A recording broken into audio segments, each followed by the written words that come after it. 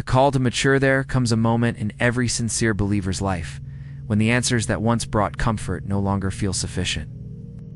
It is not that faith has failed, nor that God has vanished, but something within has shifted.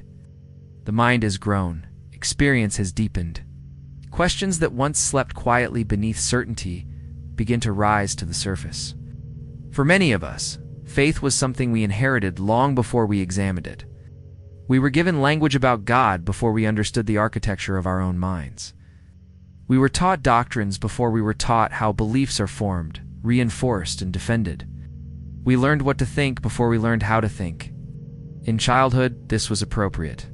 In spiritual infancy, certainty provides stability.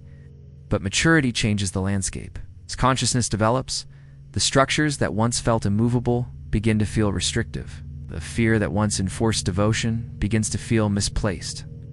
The need for external authority slowly gives way to an inner longing for understanding. This is not rebellion, it is growth. It is the natural evolution of a sincere mind seeking coherence between heart and intellect. This book was born in that space, the space between inherited belief and awakened awareness. The science of spiritual maturity is not an argument against Christianity, nor is it an attempt to dismantle faith. It is an invitation to deepen it. It is a call to move beyond surface-level belief into reflective, embodied understanding. It asks what happens when we allow theology, psychology, science to sit at the same table rather than compete for dominance. For centuries, religion and science have been portrayed as adversaries, each guarding its territory. Yet both arise from the same human impulse, the desire to understand reality. Science explores mechanisms and patterns. Spirituality wrestles with meaning and transcendence. Psychology examines identity and behavior, which offers a piece of the puzzle. Maturity does not choose one and discard the others, it learns to integrate them. Childlike faith depends on external certainty. Mature faith rests in awareness. The former seeks security. The latter seeks truth, even when truth disrupts comfort. As we grow, our understanding of God must grow with us.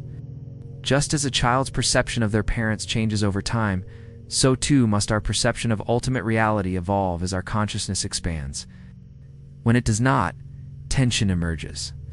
We feel divided between reason and devotion, between intellect and reverence, as though choosing one requires betraying the other.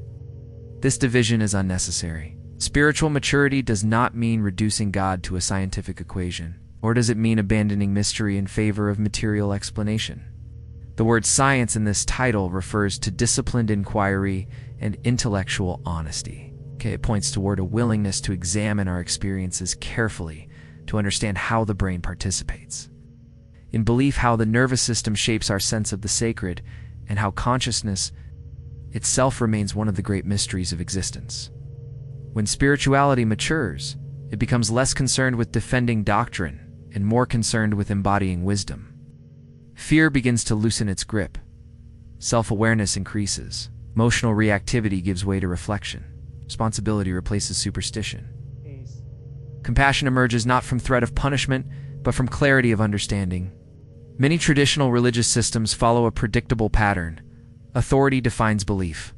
Belief demands obedience, and obedience promises reward. The movement toward maturity gently alters that structure. Awareness leads to inquiry. Inquiry leads to alignment.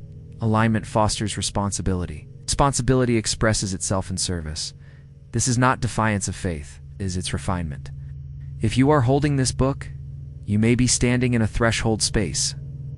You may still value your Christian roots while sensing that literalism can no longer contain your questions. You may respect science, yet feel that strict materialism leaves something essential unexplained. You may long for a spirituality that does not require the abandonment of reason. If so, you are not alone. You are not losing faith. You may be growing into it. There will be ideas in these pages that stretch your assumptions.